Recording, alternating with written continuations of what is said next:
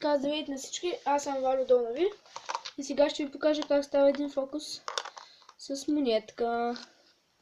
Преди това, Огнян ме помоли, ако се чуете кой е Огнян, Огнян е OGH. Той ми моли да почнете да му гледате клипове, да дадете subscribe, и аз не го знам защо. А така, сега ще ви покажа фокус. Ето я кутийката от TikTok. Вътре има 50 стотинки за качение на нея. Когато я ударите, сега ще скрия тези 50 стотинки. Когато я ударите с другите 50 стотинки, и те падат вътре и изглежда се едно има пари. Демек, нали се вкарвате тия пари тук вътре. Сега ще ви покажа как става фокус. Взимате 50 стотинки и ги закачате така на капачето.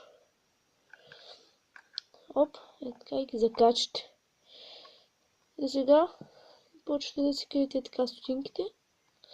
Не може никой да ги вижда. В случая ще ги скрия така. И с другите пари удряте.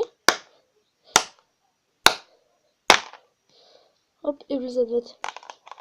На другите гледате да ги скриете. Надявам се клипа ви да е харесал. Ако е така, дайте лайк и subscribe и ще се видим следващия път.